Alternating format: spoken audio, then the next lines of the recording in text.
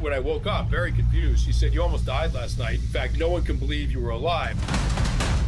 I went into the games not knowing what was coming. As humans, we just hate uncertainty. You just sensed that it was out there. You have to start somewhere. We're all programmed to push ourselves even farther. This is On the X, an IRONCLAD original.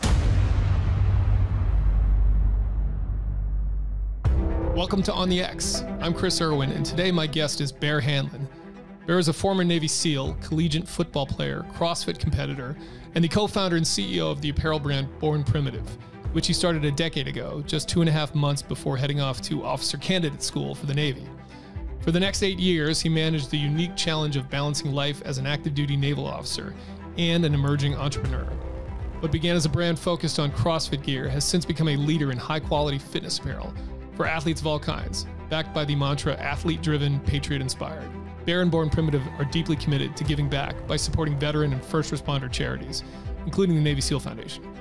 Bear is also a fellow podcast host and shares his journey and insights on the Born Primitive podcast. I first got to know Bear when we were both working with the same consumer base when I was the president at Killcliff. Always loved his gear and what he stands for. So here we go with Bear Handlon on the X.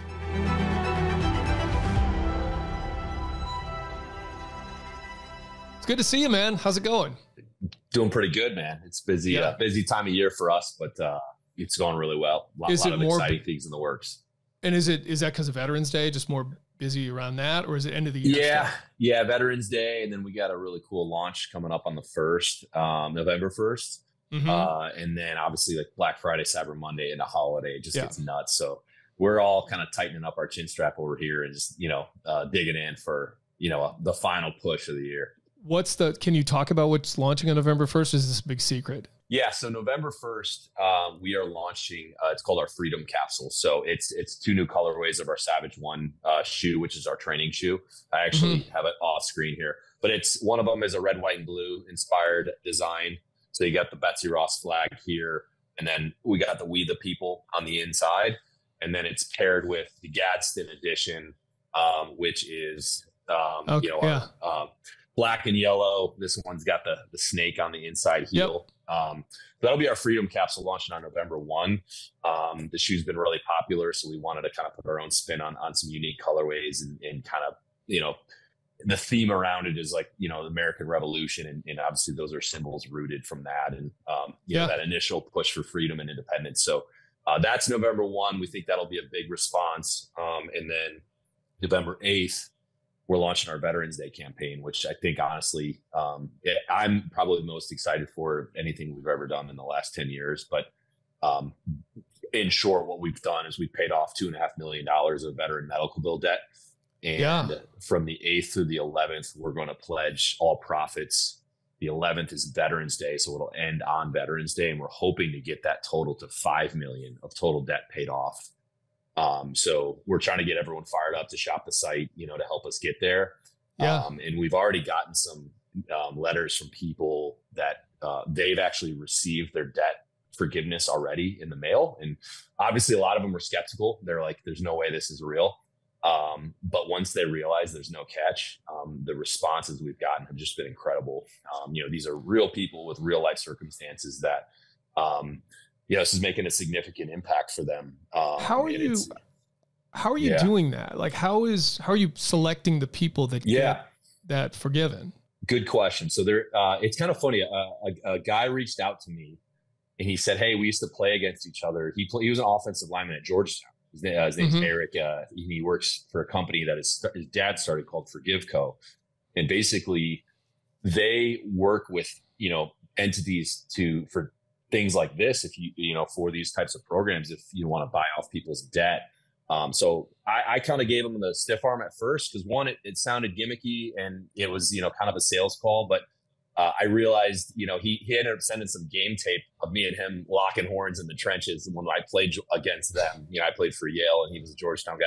So that kind of broke down a barrier. I said, all right, I'll take 30 minutes, man. Let's get on a call. And he talked about the program and I said, well, just forgiving debt really isn't, that kind of honestly goes against our ethos because no handouts, that thought occurred to me. No entitlements. I was like, I think this is a good thing, but I don't think it's on brand for us because I actually think it's the opposite. If you make poor decisions and this and that, then like, hey, you got to dig yourself out. And, you know, especially at a time when the government's trying to forgive all these other things. I was like, it's just not on brand for us. But, and then I say, wait a second, what if we did it for veterans and it was only medical bill debt?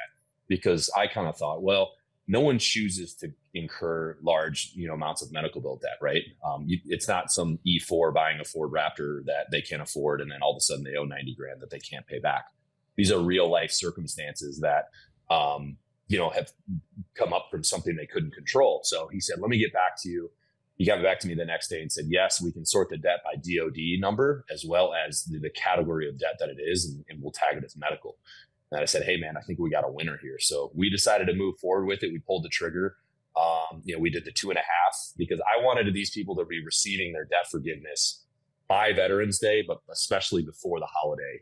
You know, we know the financial burden that some people carry throughout the holiday, especially if they got a bunch of kids. You know, the stress that comes with that, right? So I said it would be awesome if a bunch of people get the letter prior to that. And hopefully that makes their holiday a bit more enjoyable and they don't have this giant storm cloud looming over them like a lot of them have. So we ended up getting it together, man, and making it happen. And then Forgive Go started doing the outreach to all the recipients saying, hey, this is real, you know, and it comes with an official letter, and they reach out via phone and email as well. But as you can imagine, a lot of people are very skeptical when they receive a phone call like that. Like, there's no way. Because 99.9% of times in life, there's always a catch. There's nothing actually free. Well, this is one of those instances, the 0.1% where it is real, and there is no catch. So once people came around to that, the responses were unreal. And, you know, we're still getting a lot back. We've only received a few so far. But just one girl, you know, she's like a mom of 3, got in a bad car accident post-service, had a bunch of TBI, had to relearn a bunch of skills. And a lot of that process, you know, the insurance wouldn't cover, right? So she, you know, had a huge debt. She said, I probably could have never paid it off, and this is incredible. This is going to change my life. And then another guy was battling some major PTSD, and you know, same kind of concept. And they weren't covering it. The VA was just giving him drugs, and he got himself into debt. So all medical related again. So he was just like, this is unreal. This is going to change my life. So these are the types of messages we're getting. There's one guy, he was 190K in the hole, gone. There's a bunch that are 100+K range, a bunch between 50 and 100. So honestly, like it's been awesome. And you know, just makes you think, you know, makes you realize, like, as companies and brands, there's so much we can be doing to leverage our platform to do good. You, of course, know this, but the suicide pandemic we have in the veteran community that seems to only get worse. We know that financial distress is a major contributing factor to that, right? So my hope is that maybe of the, you know, couple thousand people we're helping out, there's a few in that cohort that maybe we're circling the drain a little bit, and maybe this is just what they needed to kind of get a hard reset, right? So you never know, of course, but we know that's a huge contributor to people kind of going down that path. So we're excited about it. It's unique.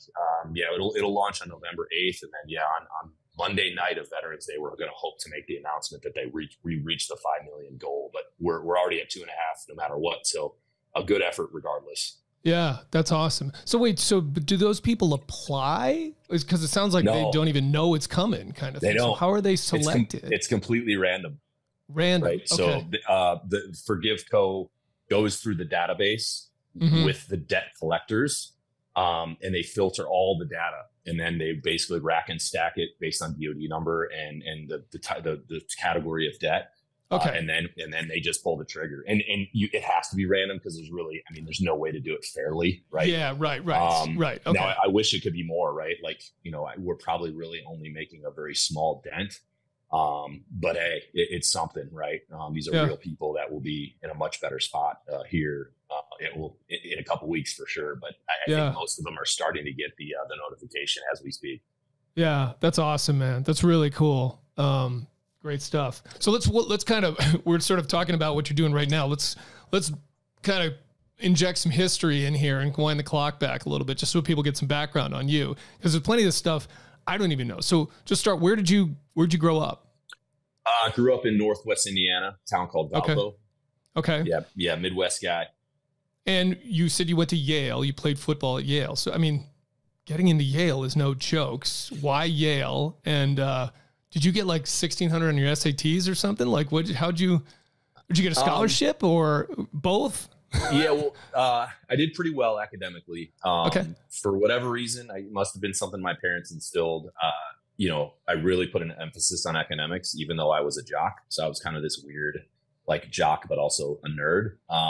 So I was able to do well. I was, I think, 5th in my class out of about 550 students. My test scores were okay. They weren't like 1600s, but how it works at the Ivy League schools is they don't give athletic scholarships, but essentially they help you get into the university if you are one of their like recruited spots. So like the football team gets like 30 spots a year. And then when you submit your application, the football team's like, hey, he's with us.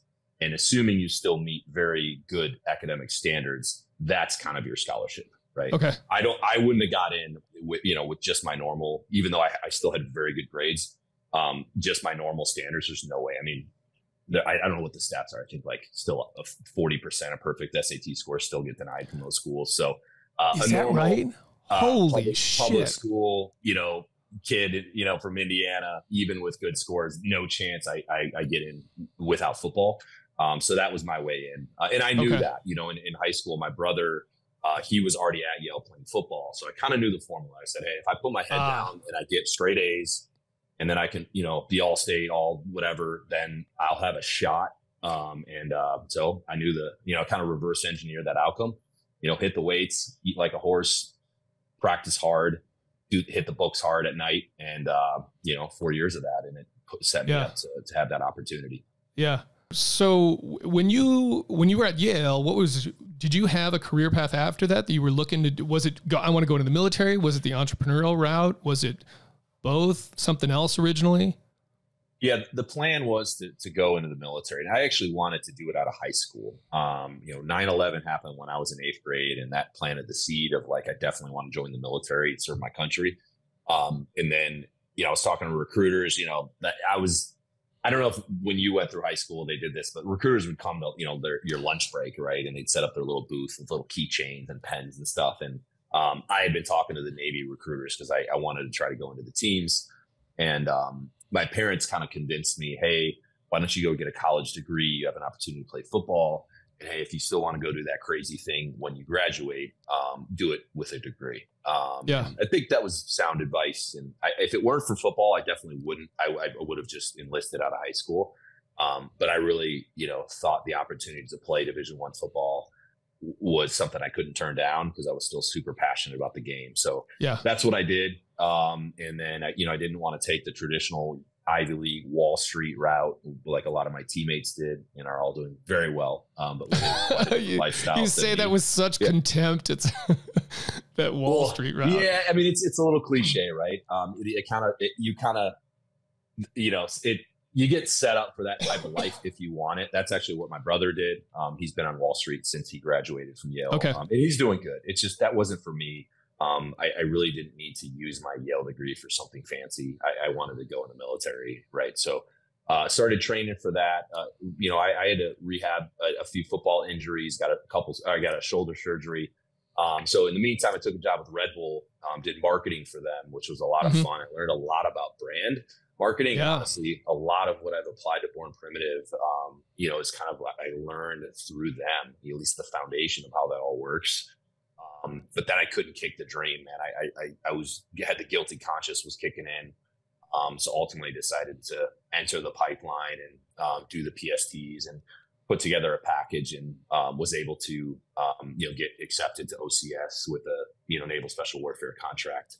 And then went over to the show and I guess it slipped through the cracks and got through that and was able to get it done. So, it was kind of a wild ride and, there was some setbacks along the way, but ultimately got it done. I was 26 when I finally pulled the trigger. So the clock was starting to tick and I'm glad I finally did it. Yeah. That's actually pretty old for going into the pipeline there. I think, right? Isn't it? I think the cutoff's something like for normally it's something like 28, I think, but 29 or 30, I think now. Yeah. Okay. Is it? Okay. And then you need an age waiver after that, but yeah. And how long did you spend in the teams? Just under 8 years. Okay. Yeah, I got out at the end of 2021 and entered in early 2014. On the X is proudly presented by Mechanics Wear, the gloves trusted by pros. Originally designed by a legendary race mechanic, Mechanics Wear has become the top choice for anyone who needs tough, reliable protection.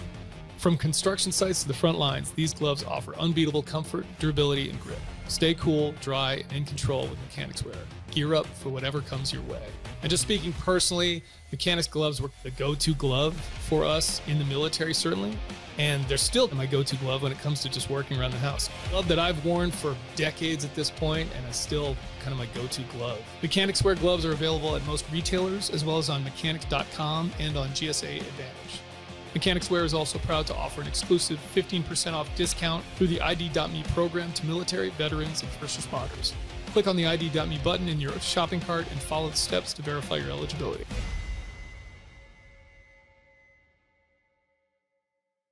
But you started this brand while you're on active duty, like a long time ago, right? I think it's 10 years ago or something. Is that right? Yeah, I actually started it a few months before I went to OCS, which is idiotic, and I don't recommend it. I was dumb enough to just go for it and not really think through logically of like, all right, how is this going to work? I'm not going to have my phone for 3 months. And then I'm going to be apparently doing the hardest military training in the world. And I think I'm going to start a little side hustle right before I do all of this. Fortunately, it worked out. You found a way. I was able to get my phone at OCS because I was like the class leader. So even at night, when I should have been shining my boots, I was, doing emails to suppliers with 1 bar service next to the window. And then, same thing when I got the buds. Obviously, the first few weeks, you can't do anything because you can't really leave. But once I got past a week, Mallory, who was my wife at the time and is still our co-founder and active in the business, she would sign us up for these CrossFit events pretty much every weekend. So, I mean, you remember, Buds, you come limping through the door on a Friday night after working like an absolutely ridiculous week. And she'd be like, hey, we got to pack the Jeep. We got to leave at 5 a.m. tomorrow. We got to event in Anaheim at CrossFit, whatever, back when like the local throwdowns was the thing in CrossFit. You remember those days. So those were our weekends, Buds during the week, and then CrossFit events on the weekends. As a vendor, we had a little card table.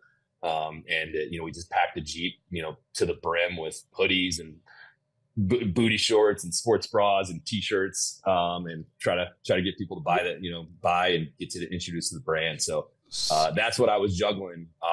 And then, it was just Mal and I for the first 6 years. We didn't even have a single employee. Took over the whole house and, garage initially, but then every guest room was full to the ceiling with boxes. We were doing fulfillment out of the garage. And then we finally hired our first employee, like 6.5 years in. And then after that, it just kind of went nuts. Now we have 75 employees here in Virginia Beach. So we're actually a legitimate entity now, but for a while it was quite the side hustle that took on a life of its own.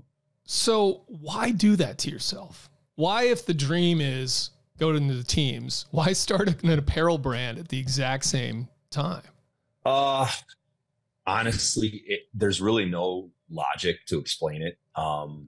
Looking at it on paper, it would have looked incredibly stupid and damn near impossible. Like, where are you going to actually get the hours?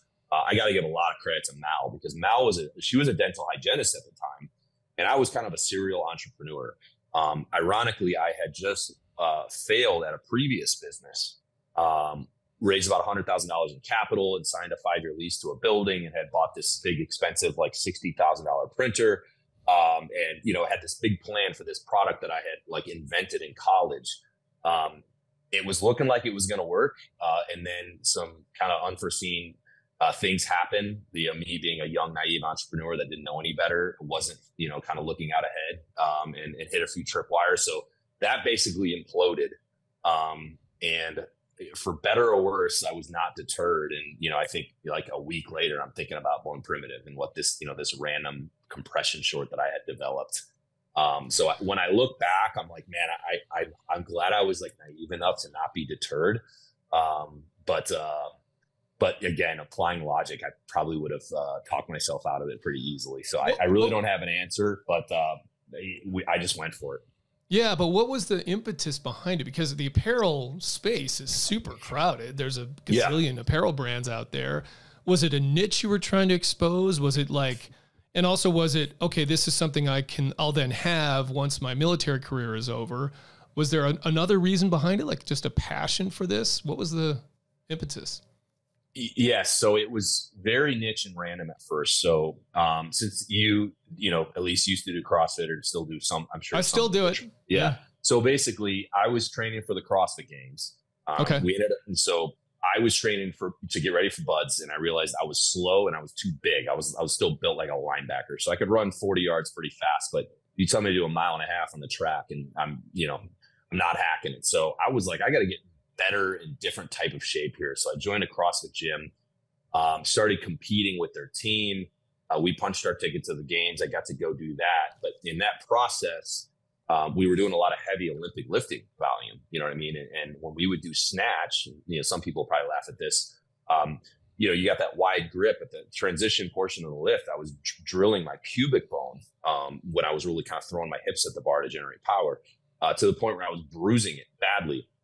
And I was reading Olympic weightlifting forums, and I realized like there were other people that had this problem, and some world champions were putting neoprene knee sleeves down their shorts. One guy would put a scrap of carpet down there, and these were like respected like Olympians, right? And I said, there's no way. There's got to be something out there. This can't be the best method. A guy putting a scrap of carpet down his shorts. Like, are you kidding me? And then he's like competing on an Olympic stage. But there was nothing. So I was like, you know what? This is niche, but I'm going to create just one of one for me. And I'll just wear it on days that I have snatch programs. You know what I mean? I'll just wash the shorts every, a couple times a week. So I took an old football girdle, like a McDavid girdle, and cut out the quad pad, and then went over to my neighbor's house, who was a seamstress. And I had an old Reebok pair of compression shorts. I said, can you stitch this pad into the center of the shorts? Over a gin and tonic, me and her husband were drinking a gin and tonic on the back deck. She broke out this sewing machine and stitched the first prototype. And I guess technically that's when Born Primitive was born. I wore that to the gym multiple times. And then the guys saw it and they're like, hey man, you should sell that. And I was like, no one would buy this. And they're like, no, I think it's niche, but like, that's brilliant. So long story short, I read a few books on supply chain and developed a working prototype, sent it out to all these different potential suppliers, vetted them down to one supplier, threw in my first order of 200 units, which I thought was insane at the time. And that arrived right about when I was leaving for OCS. And then orders started coming in. It was this kind of word of mouth. And then, next order was 500 units. Next order was 1,000 units. Before we know it, we're selling all these. We called them the snatch shorts. So that was our first product. That's a good name. That was our first product. And then we kind of realized, well, hey, like there's obviously a plateau here. So like maybe we should try to have more of a brand, and that could just be one of our products, right? So we started screen printing T-shirts and stuff like that. Actually, I'll turn the screen here. This is our first shirt right there. There was a caveman snatching a tree. So that was like our first logo, which is honestly hilarious now that I look at it, because my art design maybe wasn't on par, probably still isn't, but so that's how it started. Very niche product, and then we expanded from there, and then started getting into like active wear, sports bras and leggings and workout shorts and things like that. And that's when we really kind of hit the took off, and we were lucky that CrossFit was exploding at the time, as you know.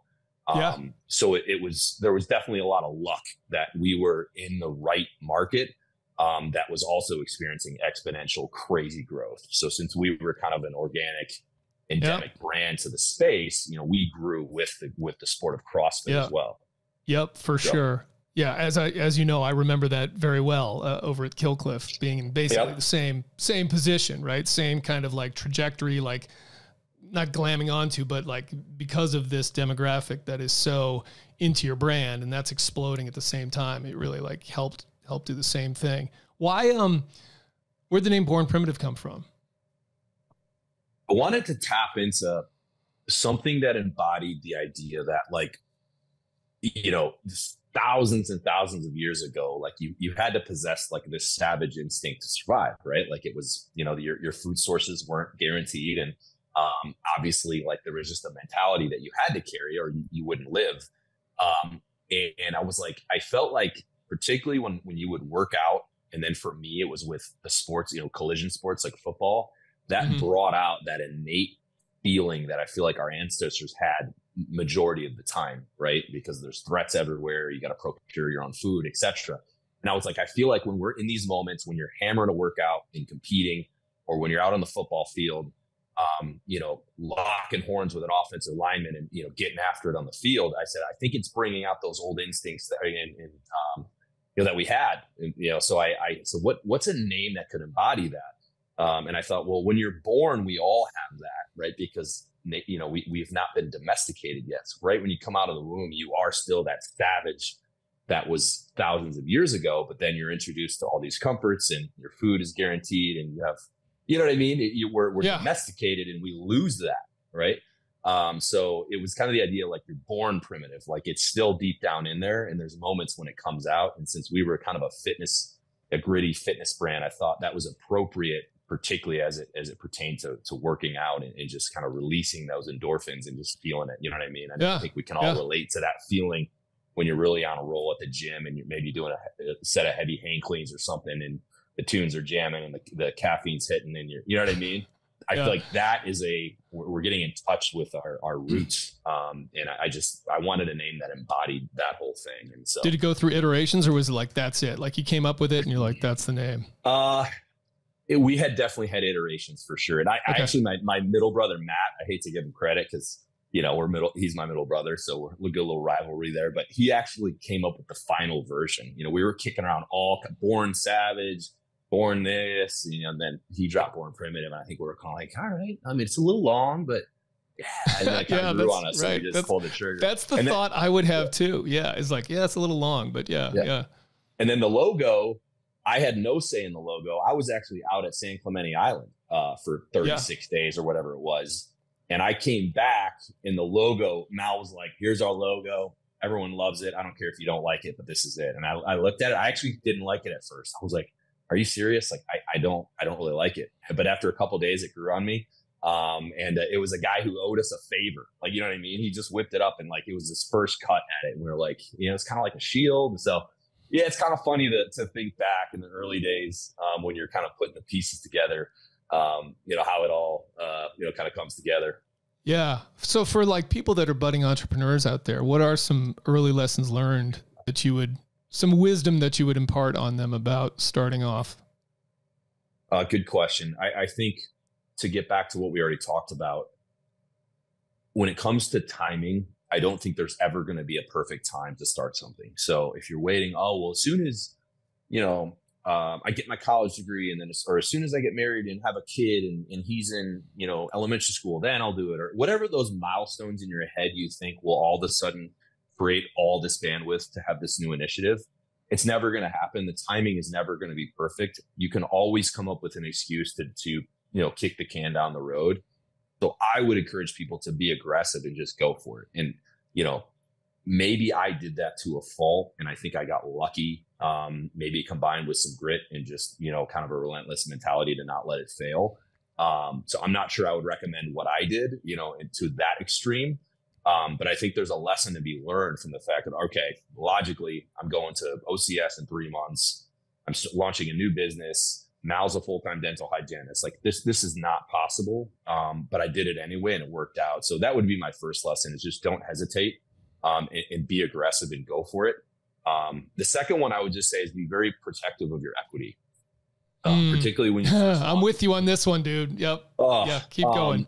Because when you first start something, particularly if it's your first kind of thing you built, you don't put a lot of value on equity. At least I didn't, because I'm like, oh yeah, what's the big deal? This is nothing. Well, if it turns into something significant, there is a lot of value there, right? So while, it doesn't mean some investor is going to give you, $1 million for 5% of something that doesn't exist yet. Like, of course, they're still going to negotiate, a big chunk because you haven't proven it's worth anything yet. But for me, it was with my brother, Matt. And we joke about this at Thanksgiving or Christmas now. We still can joke about it. But at the time, I think I had about $3,000 to my name. And I realized I needed about 12 grand to get this thing started to launch the first order and build a website and kind of bare bones startup. I needed 12 grand.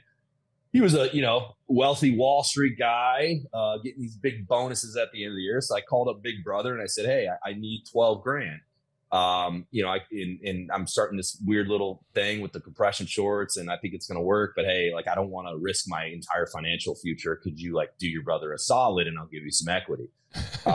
Again, I didn't think anything of it. So since 31 was our football numbers, growing up, that's how we decided in a super fancy way what his percentage would be. And he said, but I'm not putting in 12, I'll put in 10 because you need to have skin in the game. So he's like, you need to put in the other 2.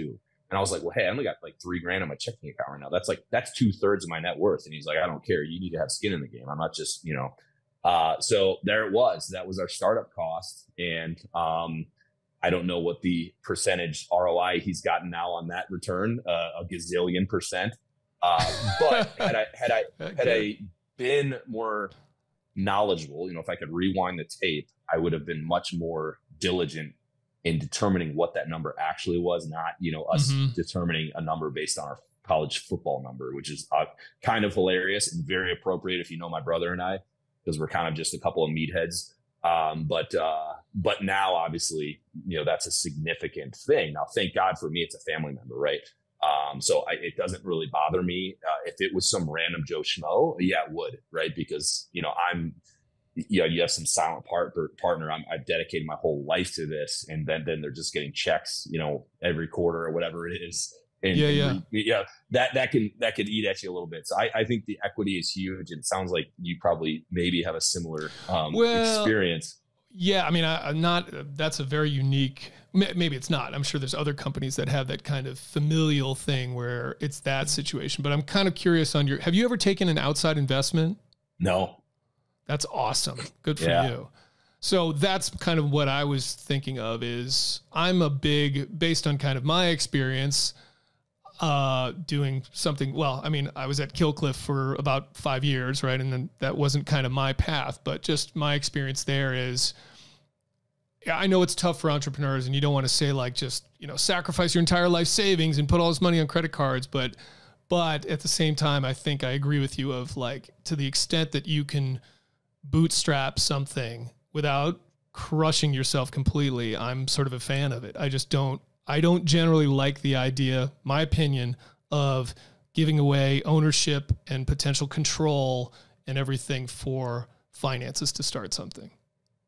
Yeah, no, 100%. And that's been something that honestly, Chris, I think has given us an advantage in modern days, the fact that I don't answer the private equity company.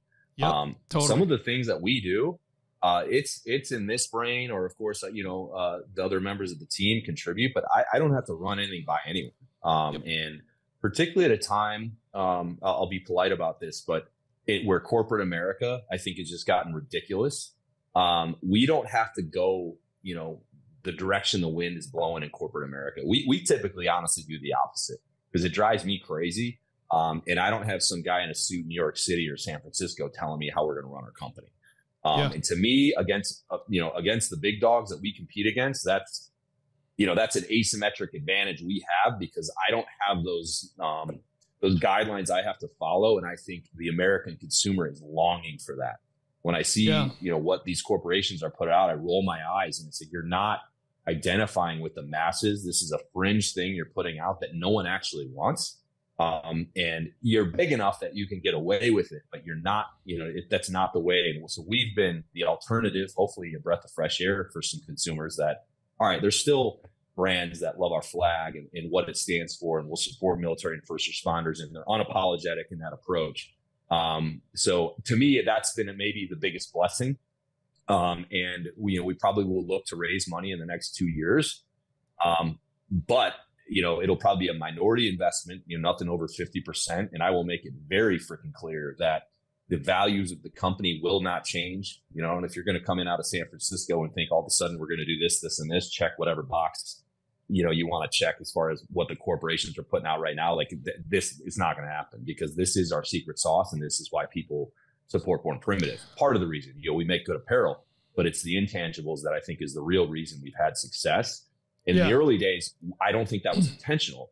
The brand was just Mal and I's personalities mashed into a brand, right? Like we were both, Indiana patriotic, love our country. That's just how we were raised. So, the brand just adopted that personality because that was genuine to us. But as we got further along and we started getting a bigger presence, I realized, wow, this is quite different than, I won't even name them, but the other brands of the world that we're technically competing against now. And it became much more clear in time that the consumer desperately wanted an alternative out there. And it's not like it's a controversial stance, but there's been times where it was, particularly supporting the first responder community. There was about an 18-month window where, our DMs were flooded with hate mail because we were donating to a police charity that supports the families of fallen police officers, right? But we stood our ground. Hey, we're not for everyone. So if that's something that you find abhorrent, that we're donating to a charity and supporting our police officers, then, go shop another brand. We don't care. And so that's been kind of a cool development. Now, could we have made a lot more money had we gone that route? 100%, particularly if you cashed in during COVID when everyone else was, and there was unlimited amount of PE money. But as I look at it now, I'm like, man, I'm kind of glad we didn't, because now we still can be pure, and no one's telling us what to do. So freedom is never more than one generation away from extinction. We didn't pass it on to our children in the bloodstream. The only way they can inherit the freedom we have known is if we fight for it, protect it, defend it, and then hand it to them with the well-taught lessons of how they in their lifetime must do the same. And if you and I don't do this, then you and I may well spend our sunset years telling our children what it once was like in America when men were free. Shop the new Freedom Capsule at bornprimitive.com. So talk a little bit more about that. How did you go from a brand that was where you developed a product that was kind of for the CrossFit community, potentially Olympic lifters as well, and then, like you said, it sort of made its way into it. But how did that work in terms of it finding a slightly bigger demographic, right? But then also this kind of mission behind it and this patriotism behind it too, right? Like, at what point did you say, okay, that's part of the brand as well? And was it a conscious decision? Was it something that was sort of like happened automatically over time? Well, I don't think it was conscious. I think, like I said in the beginning, it was just natural because that's who we were as people, right? I'm not creative enough to create a unique brand personality that is some like fictitious person. Like, I'm just not, you know what I mean? So it has to be me because I'm not smart enough to invent another personality. But it's much better if it's authentic anyway. Yeah, like, I mean, exactly. It's so much better. I mean, that's another thing that I would say to kind of entrepreneurs out there is like, don't do something that's inauthentic. Like, whatever you're doing, keep it real with yourself. Exactly. And that makes it easier, right? Because you don't have to fake it, right? What you see is what you get. And I think too many brands make the mistake of trying to speak to everyone. And it's like, if you're trying to speak to everyone, you're actually speaking to no one, because you're going to be diluted, this watered down message that no one resonates with. So, hey, choose a lane, stick to your guns, and stand up for something, right? There's so many different things that could be. And I think that's where corporations can sometimes get it wrong, because they think you got to play to everyone. And it's like, hey, I'm not trying to be divisive, but I'm going to be very clear what our value proposition is here at Born Primitive. And if people don't like it, I'm going to sleep fine at night, right? Because, you know, I don't need, those people are never going to shop us anyway, right? They're going to shop Aloe Yoga and Lululemon, you know, things like that. That customer is never coming to Born Primitive. They're going to take one look at me with ink on my arm and, you know, military guy. They'll steer clear just by that alone when they take 2 seconds look at what we're doing, right? And that's okay, right? That's the choice that we have as Americans. But I think it became we really hit a pivotal moment during all the riots. And that was super stressful for me, because by that time we had enough employees that I realized, okay, I need to make good decisions for the company, because it's not about me anymore. I actually employ all these people. And if I make one wrong call on assessing, you know, kind of the vibe of society at the time, and that ends up being a kill shot for our company, now there's a bunch of people that are going to have to find a new job. So that pressure really became real to me as I looked across the room and I realized, okay, we have people that have moved across the country with their families. Like, this is a real gig now. And this isn't some side hustle. And with that, when the kind of political and social unrest was happening, and we're getting hate mail to our DMs saying, you need to stop selling thin blue line stuff. You need to stop, saying you support police officers. I was like, man, this is a tricky one, because that was my first time kind of experiencing that dilemma as a CEO, right? We'd never really had a PR thing. And, I'm still active duty. So like I'm on training trip or whatever, and I'm like seeing these at night, when I get back to the hotel, it's 11 o'clock at night, and I'm absolutely smoked because, my central nervous system is fried from, doing house runs all day and stuff like that you remember. And then I'm having to respond to a million DMs from people that are threatening to like ban our company. You know what I mean? And I came back, and fortunately had a few former police officers on our team, and they had kind of brought up in a very tactful way, hey, like, there's a million police officers out there. Are we really going to like stand against all a million of them and say, because of these events that like, we're going to fold like everyone else? And we walked out of that meeting. I was like, you guys are freaking right. We're going to stick to our guns. We're not going to try to be divisive, but we're not going to bend a knee to this crazy reaction that our society was getting. And I think that was a pivotal moment, because it turned out we were, I would argue, in the right? That we didn't cave when everyone else did. And then we're getting the response of the police officers, the first responder communities, even the veteran community saying, hey, we appreciate you are one of the few entities that actually continue to support these communities despite the unrest that was going on. And that gave me a lot of confidence, right, moving forward, that, hey, we don't need to be afraid of our values. Let's try not to create more division in our society, because there already is enough. But at the same time, let's not, tiptoe around who we are. And that's presented even more opportunities. There's a cool thing we did this summer. I don't know if you saw it, but there was a thin red line flag in New York City that a councilwoman basically sent an email to the brass of FDNY. And as a result of that email, the ladder, I think it was a ladder 11, had to take that flag down. They said it was a fascist symbol, American flag. And so they took them all down, and all the FDNY had to take down any thin red line flags. It got some press, and I reached out to ladder 11 directly, because I said, all right, there's enough bad news out there. I need to make sure the ground truth is actually right. I got through to the guys there, and I said, hey man, did this really happen? And they said, yep, I was there. It 100% happened. Yada, yada, yada. So I threw up an Instagram video in 2 seconds in the same room I'm sitting here right now. And I said, hey, we're going to send out 1,000 American flags, any firehouse in the country, go to this link, sign up. It's free. There's no catch. We want to make sure your firehouse has an American flag. And I just bought 1,000. So there's 1,000 up for grabs. Go sign up, and we'll get them out in the mail. That got a crazy response. I ended up, not even putting a cap on it. I think we sent out close to 2,000. And then I hand delivered the one to ladder 11 in New York City, because I was in the city anyway, and I thought that would be appropriate. But those types of things, some might see, oh, that was controversial. It's like, all right, well, what am I actually doing? I'm saying our American flag is okay to hang in a firehouse. Yeah. You know what I mean? And people are like, thank God someone is out there that's willing to put their neck on the line and actually have some balls. Right. Yeah. That's emboldened me, this launch on November 1st, we're calling it the Freedom Capsule. Some of the boxes we're sending out has a quote from Benjamin Franklin about freedom of speech, and how when that erodes, societies fall. Right. You can read between the lines and why we would say something like that in our current climate. Right. So I guess expect more of this from Born Primitive. I think you got to toe the line a little bit. But, back to your original question of like, what would you, for entrepreneurs, it's like, whatever you're starting, you need to be crystal clear on what your actual value proposition is to whatever you're offering, whether it's a service or a product. What makes you different than your competition?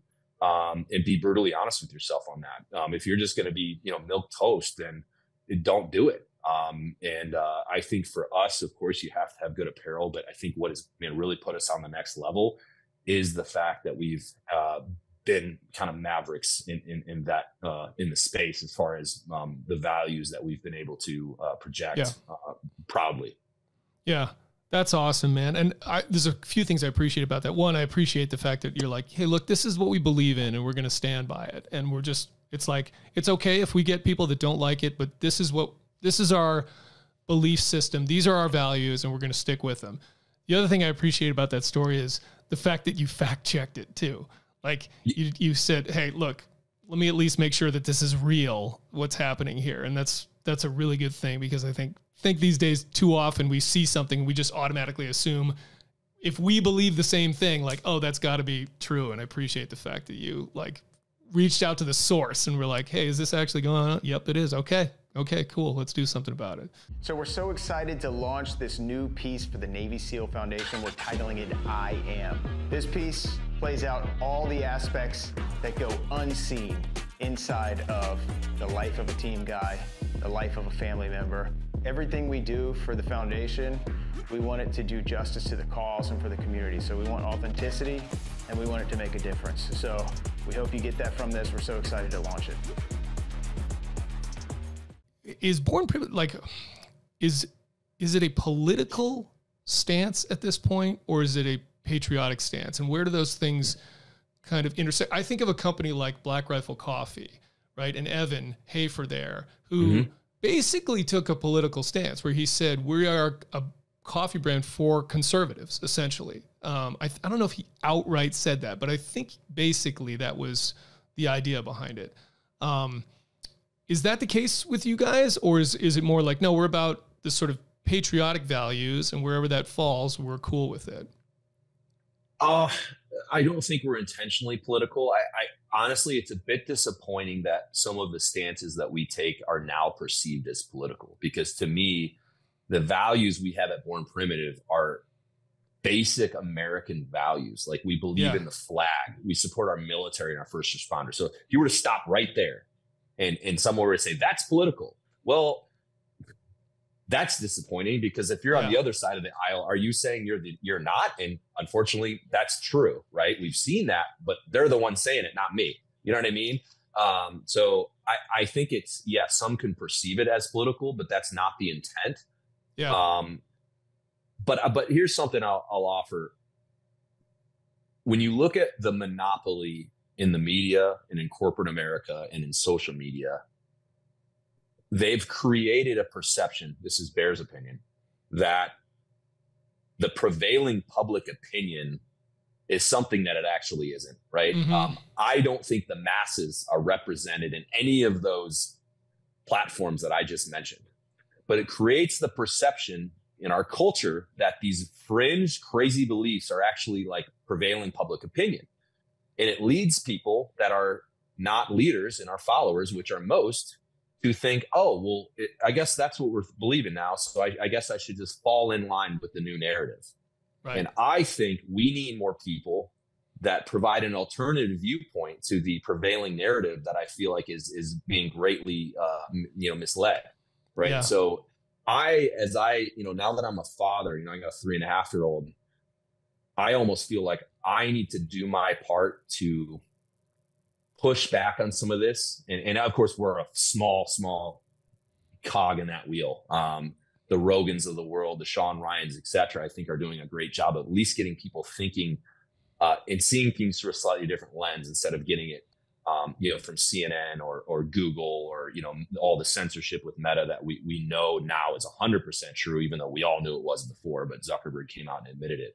So part of it is now, I think as leaders, we have an obligation to make sure people aren't getting brainwashed and led down a path that will, erode the founding values of this country. So, I will admit, I get a little froggy sometimes, and I do want to rock the boat, but it's because I get fired up when I see some of these things that are getting force fed down our throats. And I'm seeing a bunch of people in the middle that don't know any better, and they just follow the herd. Right. I saw this really cool thing. I'm reading a book called Atomic Habits, and it's a great book. James Clear. Do you remember the example with the 3 lines? And then, do you remember this example?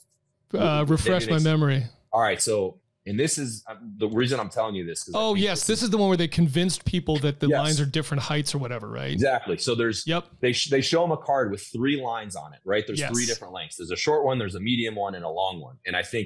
And then they show them a card right below it, and it's the medium length one, right? And you can clearly see it. So the choice would be B. Like, all right, which line is the same as, whatever? You'd say, oh, it's the middle line. Well, they go around the room and they have a bunch of people say it's A, and it's the shorter one, even though the person at the end is thinking, man, no, it's B. Like it's the middle one. I can clearly see it. By the time they get to the last person and it's time for that person to go, which is the experiment, the person would side with the group, right? Even though in their head they knew it was wrong, right? But the peer pressure. And when I read that, I actually read that a couple mornings ago, when I try to read a chapter when I wake up, it hit me in the head that this is exactly the phenomenon that is happening in our society right now, right? These people have these independent thoughts, right? And they have their own values, but then they see, oh, that person got fired from his job for saying that. And, the news just said that. And, this person on YouTube just got canceled for putting out this. Oh, and Meta, and before they know it, they've gone around the room and it's gotten back to them and they're getting swayed to believe something that is not true. You know what I mean? For me, some of those things are like some of the stuff with, and I don't want to rock the boat, but, women's sports, right? It is such an outrageous thing that we're even debating it, right? But they've done such a good job of all, Hollywood and, media and Meta and et cetera to make it so people are questioning their own beliefs when it is such an obvious answer that a grown man should not be competing in a woman's sport, right? It's like, guys, how are we even debating this? Well, you're applying the same phenomenon, whatever that psychological thing is, to everyday people in their households, and it's causing us to change who we are as Americans. And to me, I have an obligation as a leader. All right, I'm not a follower. I'd be the guy that it gets around to me and I'd say, hey, y'all are smoking crack. It's B. You are all wrong, right? But not everyone's like that. And that. There's people that, that you're just assertive and that's how you are, your personality. But then there's other people, they don't want to rock the boat and just tell me where to go. I don't want to make anyone mad. Those are the people that are getting corrupted to all this BS. So I think some of us have an obligation that are leaders to say, no, you all are wrong. The answer is B. Let's all restore some sanity here. Yeah. No, I think it's tough, man. I think everybody is probably guilty on some level of being swayed by other people. We're social creatures and we like to be part of groups. We want to belong somewhere. And so because of that, it's like, we tend to we find a group and we kind of go along with that group, right? It's really hard to just stand on your own. So you have to find that balance of to your point, stand up for your values, have your convictions. At the same time, listen to other people's arguments too, and be like, okay, let me take that under consideration, right? Don't be so staunch in your beliefs that you don't accept anybody else's opinion about something too, right? It's kind of walking that line. But and then the other thing to your point is don't always feel don't get swept up in crowds and just go along with absolutely everything that your particular group, whatever, or groups tend to go along with, right? But getting back to something you said there too, I feel it as well, where I feel like not everything has become political, and we like things like you're talking about, patriotism is not political, right? Like honor is not political. Those types of inherent values should not be labeled political. And at this point, everything has become labeled with that political term, where people feel like it's like any topic you bring up, someone's going to go, that's political. And it's like, well, no, it's not. We don't have to make everything a political argument, in my estimation anyway. Totally agree. Yeah. And that's kind of the line we've tried to toe is, okay, I think these are just basic American values. And if people want to get fired up, well, then I'm probably doing my job right. Right. And that wasn't the intent, but that kind of validates the problem we have, that if I say, hey, I just bought 1,000 American flags, I'm sending them to firehouses all over the country to make sure they all have an American flag hanging up in the rafters. If that makes someone mad and they say, I'm never shopping that brand, then I did my job, because I don't want that person shopping our brand. Sure. I went to an e-commerce summit a few years ago in San Diego, and I thought it was the most brilliant things I've heard as far as kind of just a guidance to anyone starting a brand, is that your customers don't choose you. You choose your customers. And when he said that, I was like, man, that is so spot on, because you kind of think of it the other way around, right? And it's like, sure. No. You can project yourself in a way that you're choosing your customers. They're not choosing you. And that's kind of what we've done in a way. It gets back to making sure, try to align, speak to someone, don't try to speak to everyone. And that's, the real trailblazers and pioneers. That's what they all did. You know what I mean? It was something different. It was against the grain. And they were right. You know what I mean? Yeah. So that's kind of how we try to approach it. When did it turn into an actual giving back platform? When did it go from, hey, these are our values and beliefs, and now we're going to actually give money back? Because I remember doing stuff with you guys, gosh, probably, 8 years ago, something like that? I mean, when did you and I meet? It had to be 2016, something like that, I would guess. Probably 2016, 2017, early Kill Cliff, Born Primitive days at CrossFit events. Yep. We've given back from the beginning, but obviously in the early days, like it was just a smaller financial number. But, one of the things that Mal and I talked about is like, all right, if we're going to say, one of our slogans was like proud supporters of those who serve, and athlete driven, patriot inspired, right? I was like, all right, well, that can't just be a punchline. Like, what are we actually doing about it? And it helped that I was active duty, right? So maybe I checked the box there of like, all right, I'm actually living it. But I would see a lot of these bigger brands that would be like, these $1 billion brands, and they would do some collaboration shoe or something. And then at the end of it, they'd cut a check for like 10 grand. I'm like, all right, you're a $3 billion company, and you just did this big PR campaign for a $10,000 check. And it drove me crazy. Here we are slugging it out in the garage, and I'm writing a $5,000 check that, like proportionally a massive number for us. But I wanted to do what we could. And so honestly, from the very beginning, we had that approach. But what's been really cool in the last few years is since we have such a big following now, when we do this, one, the customer kind of expects it because it fires them up and they really get behind it. And it gives us the ability to do these big things. The last 3 years, we've donated 100% of profits on Veterans Day weekend. And for the D-Day shoe we launched in June, we donated $50,000 to one charity, another 25 to another from the proceeds of that shoe.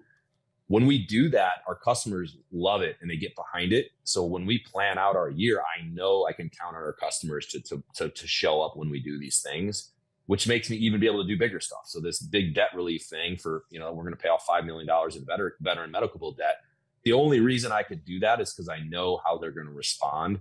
But I think it comes down to us actually putting our money where our mouth is and doing something about, the punchline and kind of honoring our part. So I hope we can keep raising the bar. We have some wild plans for 2025 that I can't disclose yet with some other corporations to make this impact even bigger next Veterans Day.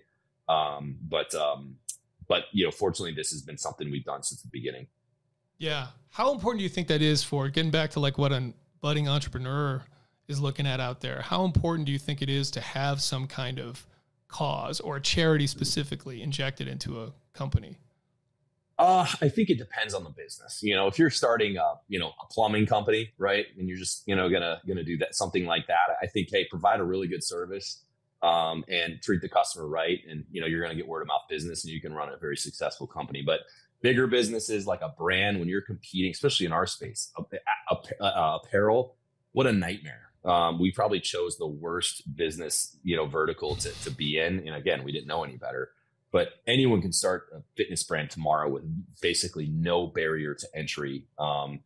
So I think it's particularly important, if you're in a very competitive space, to figure out what it is that can differentiate you. And I think aligning with causes like that is one way you could do that. It doesn't mean if you donate to charity, you're going to become this successful brand with a loyal following. But I think it should become a component of your strategy. Yeah. So what is, you kind of talked to, you can't let the cat out of the bag with some of the growth here, but do you have an end state for Born Primitive? You mentioned you might take on some money. Is there a IPO eventually, an acquisition, or is it just, we'll see what happens? I don't know. I think the kind of maybe the 5-meter target here would be bring on a private equity partner or family office that has the same values as us and says, hey, Bear and team, we love this. We want you to keep me and you. Here's a check to grow. And hey, we want to come back in 5 years and get a return on our investment. At that point, probably would be another entity that would take a bigger piece of the pie. And I think that would be the real crossroads, because that might be someone who wants to buy 70% or 80%. And you need to make a decision. Okay, while I'll still be the CEO, they can fire me tomorrow. and overnight they can change the course of our business or the values if they want. So I will need to vet that very hard and make sure, you know, I do my homework on them. And it was actually pretty funny. We were in process for a PE firm a couple of years ago, and it was we were actually under a letter of intent, so 60-day letter of intent. The deal was done, everyone was high-fiving. We found a great entity that really aligned with us. These guys out of Utah, and but we had a few other PE firms come, and I pitched them in this exact room.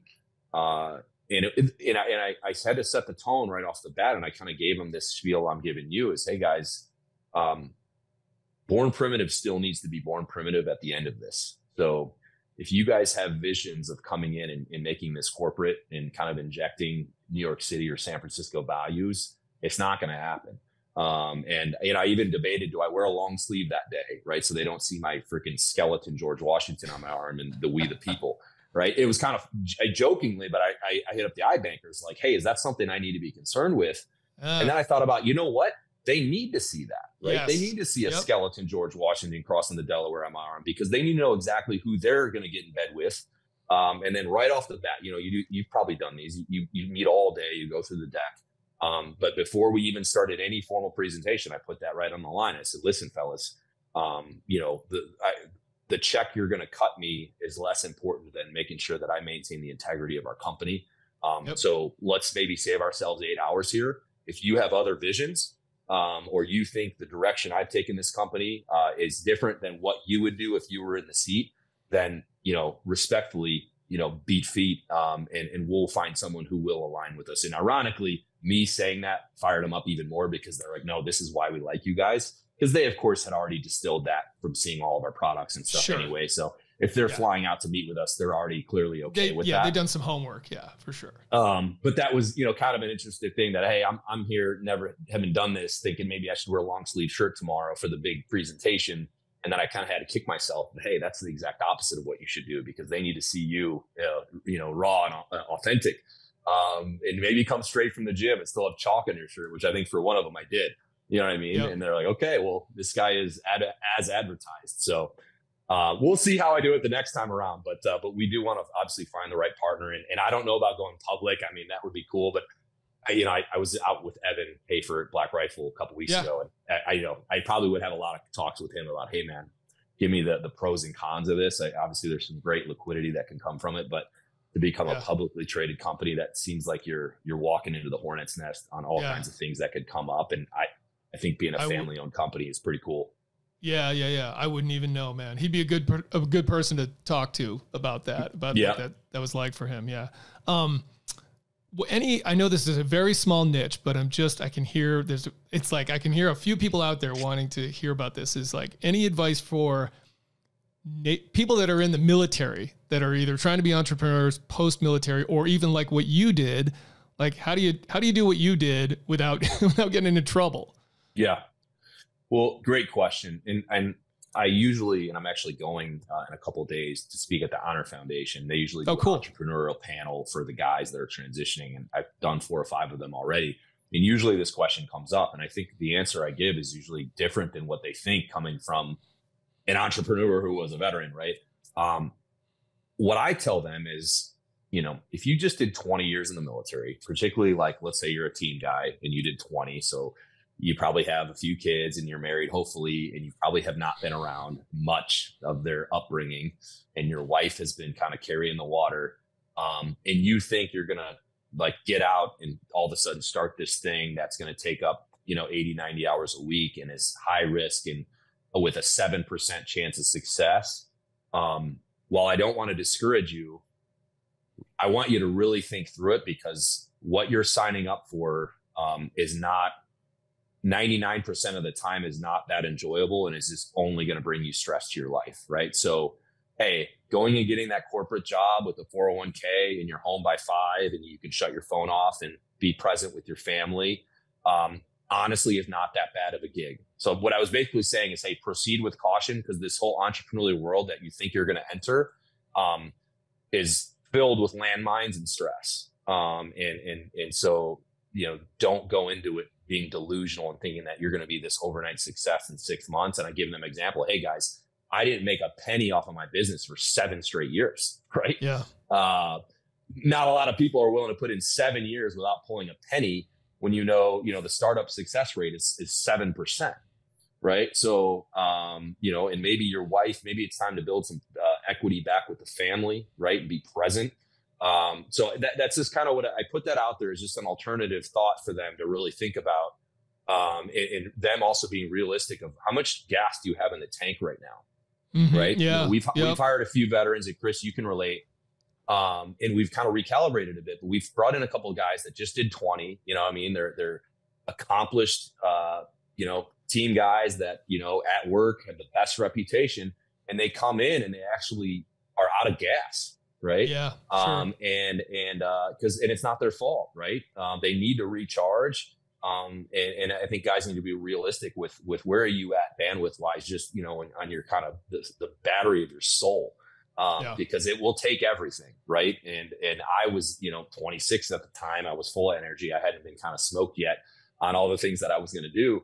So it worked. But if you're 42, you're collecting retirement, you're getting benefits, and then you can go get a second job that's pretty chill. That's not the end of the world. So that's kind of just, I guess a word of caution that I offer. And I said, that being said, if you are one of the 7% that's crazy like I was, let's talk, and I'll try to, have you avoid some of the landmines that I did. But doing it while you're active, I think the advantage of that was it didn't matter that I wasn't making a penny for the first 7 years, because I was active duty and I was receiving a check from Uncle Sam that was, of course, consistent with benefits, and my healthcare was paid for and all the things that come with that. So I had a little bit of a safety net. But for a guy that gets out and he's sliding the chips in on black, you know what I mean? Maybe that's not the best, course of action. And as far as conflict of interest, it was really easy. You just fill out a form with your command. And every 2 years, when you get a new skipper, just go down to admin and fill out a new one. And as long as it's not a business that like is a conflict of interest, like as a SEAL, you can't go start like a shooting school on the side, right? Where you're you know what I mean? But this was like, all right, this guy's making like spandex shorts, like he's fine. You know what I mean? And I disclosed it, and it was never a problem. And while I was active, I kept my active duty kind of job very, on low key for obvious reasons, because I didn't want to violate that either. Just talk about that. Like, what do you think? Where do you think? How do you think that plays in? Where is it good? Where might it be not so good? I'm just curious on your thoughts on that specifically. Yeah, well, I think when you're active duty, it's very simple. Just don't leverage it, and just go out of your way to make sure it's not talked about, right? And there were many opportunities there were many doors that had opened for me because of being a SEAL, you know what I mean, that were related to my business that I couldn't walk through because it would have violated our ethos and I would have got fried at work, right? Like it wasn't worth it to me to go through this crazy selection and be a part of the brotherhood, and then because I want to pursue a lucrative opportunity to just throw all that away.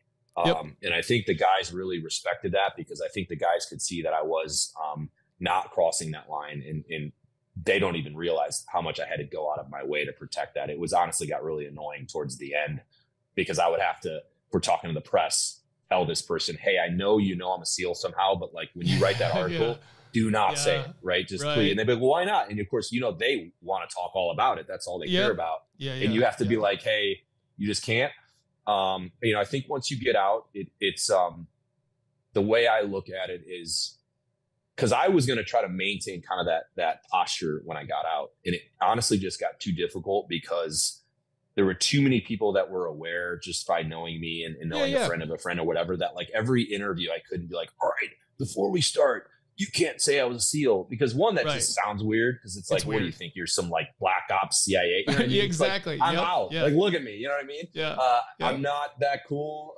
You can bring it up. Like, I'm probably not going to say much about it because I'm just a normal guy. But hey, we don't need to go out of our way to like not say the S word. You know what I mean? Yes.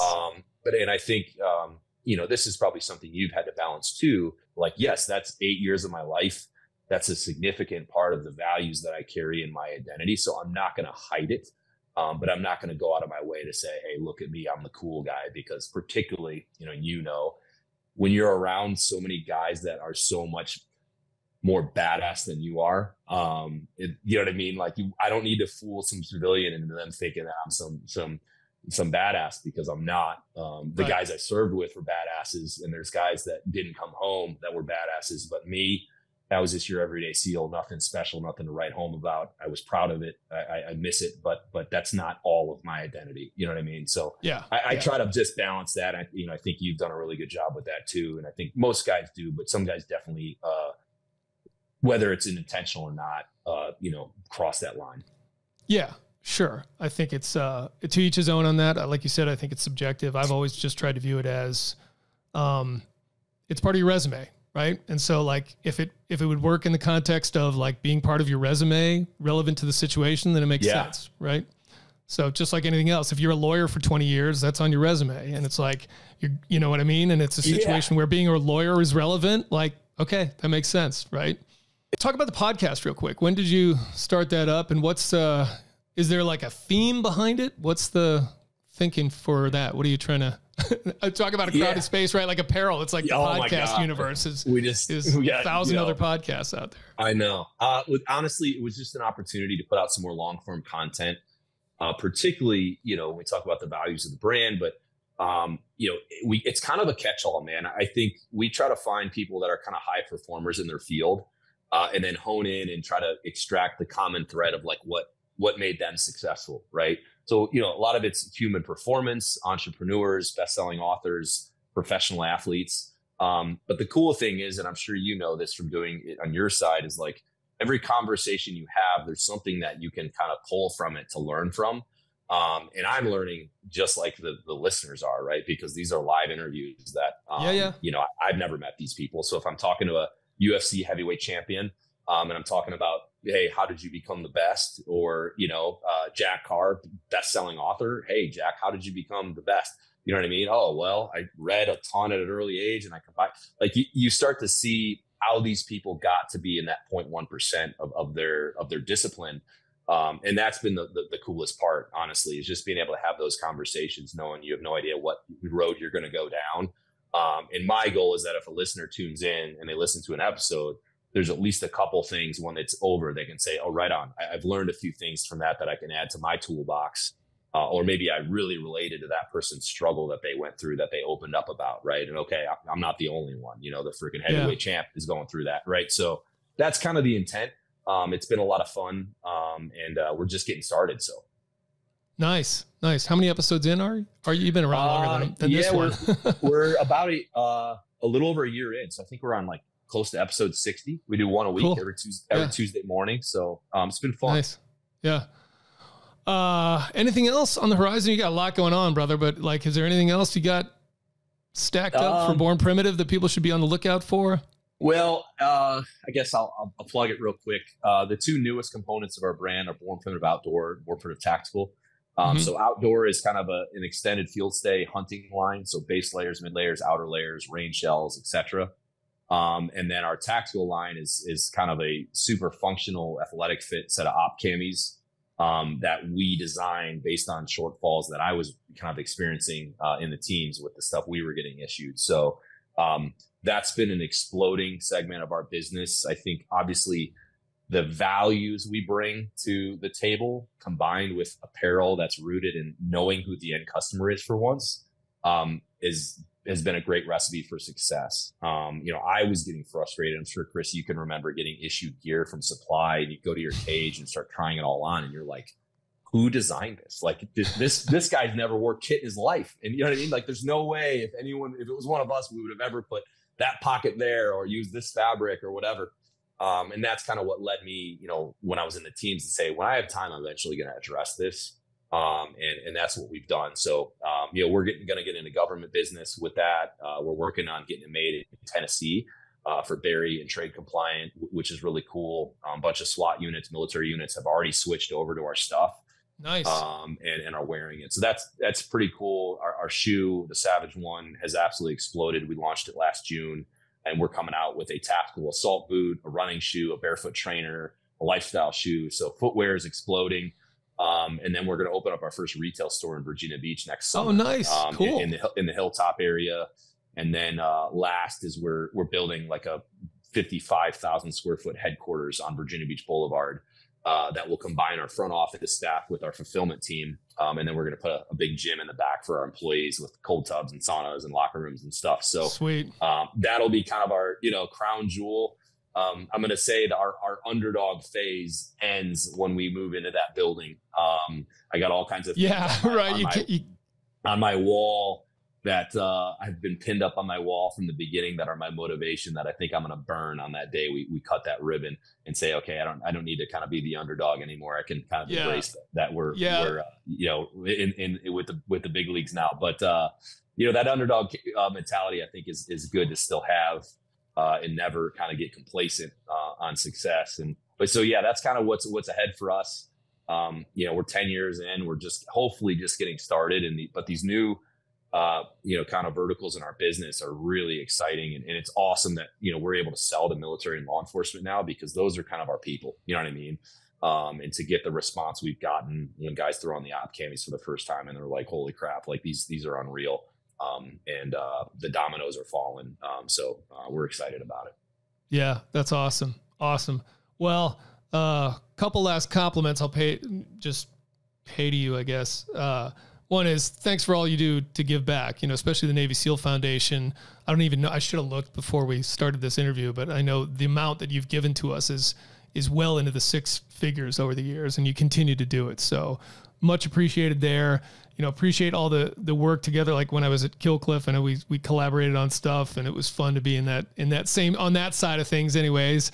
Now I'm sort of on the receiving ends of what you guys do to give back, but, and appreciate you just like everything you talked about, doing it right. I think from the get go, just kind of your approach and your sticking to your values and all of that and standing for something. I think it's really inspiring, man. So I appreciate what you guys are doing. It's an awesome brand. And I will say I don't know what they're called. There's some kind of like sweatpants, legging things. Like they're my wife's favorites. I need to figure out what they are on your site so I get her some more for Christmas, because she has like one pair and they're like wearing out at this point. So I gotta get some more.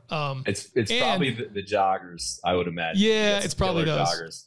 Yeah. And I'll say, dude, your hair like is just, I'm so jealous of I cannot do that. Like you just, you could be like an extra on Vikings or something like that. It's well, I had to make up for lost time of shaves and haircuts for 8 years. So this is me getting it out of my system and sticking it to the man. But eventually maybe I'll get a haircut. But as long as I can pull it off, I think I'm going to keep it going. No, it's good, man. And the colors, I can't do it. My beard is white at this point. My hair is getting super gray. It's just like getting old sucks. But cool, brother. Anything else for the listeners out there that we didn't cover that we should have? Like, no, I mean, I appreciate you having me on, and I think that just to close it out, I don't know when this will air. Maybe right before Veterans Day weekend, but as I said, be a good one. November 8th through the 11th, we're going to donate 100% of profits to pay off veteran medical bill debt. So check us out on Instagram. We'll be putting it all out, but it'll end on Monday, the 11th, which is Veterans Day. And we're hoping to get to 5 million. We've already done 2.5, but 5 is the goal. I think we'll get there. But we're obviously going to need the people to come out and support the cause. So bornprimitive.com, it's all routed through there. Tons of options. If you haven't shopped with us before, check it out. And hopefully we'll have some good news to post on Monday night to culminate that. So thanks for having me on, Chris. And thank you for what you guys do, obviously, for the SEAL community. It's been unique, and that's why it's been so awesome to support you guys, because I see firsthand the programs that you guys are putting out. Particularly, like, obviously you're supporting the operator, but what I love about you guys is there's such an emphasis on supporting the families. And I think from the operator's perspective, that's what we prefer, right? Because as you know, a lot of times, and perhaps most of the time, they're the ones carrying the real burden. Mm-hmm. Right. We have quite a few SEAL spouses here in this building. Husband does a deployment. They're mowing the lawn. They got 3 kids at home. The washing machine breaks. They're getting the kids to all the practices and daycare and all these things. And then they come in here and they lock on and they get the job done, in a stoic manner. And it's like these people, those are the real heroes. It's not guys like you and me, Chris. It's the family. We're getting to do all fun stuff and jump out of planes and shoot machine guns, which is what our dream was. it's the family that really makes the sacrifice. So thanks for what you guys do to kind of give them support. It's incredible to see it. And that's why, you know, we're so proud to be aligned with you guys. Yeah. Awesome, brother. Awesome. Thanks for listening to On the X, the official podcast of the Navy SEAL Foundation, and an Ironclad original series sponsored by Mechanics Wear. You can learn more about Born Primitive at bornprimitive.com and the foundation at navysealfoundation.org. You can also text the word On the X to 60104 to join our subscriber list. See you next time.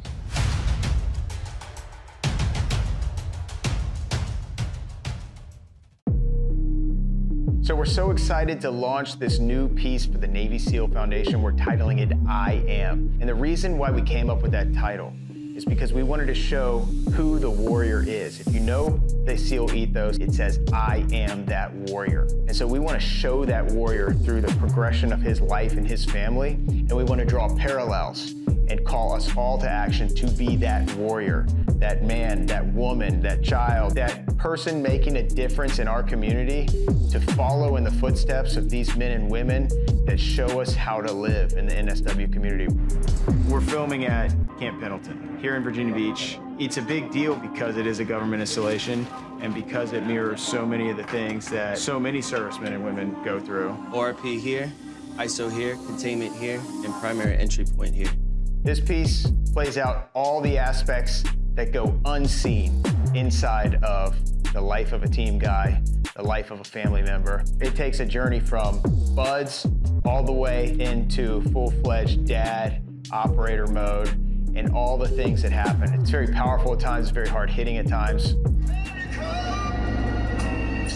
Another really special aspect about this project is it features a Ray Charles song, America the Beautiful. The reason why we selected that song is, like we were talking about, man, what do people not recognize? You know, the repeated explosions, the repeated deployments back and forth, coming home after you just lost your buddy and then seeing your kids that are excited to see you, tucking them in right after that, still training, still learning, you growing, all of these things. And as we were playing out this storyboard in our head, we just kept hearing that song. And we reached out to the Ray Charles Foundation, and for the Navy SEAL Foundation, they made it happen. So it's a very rare song that's being used. It's a really great piece for it to be used on. Everything we do for the foundation, we want it to do justice to the cause and for the community. So we want authenticity, and we want it to make a difference. So we hope you get that from this. We're so excited to launch it.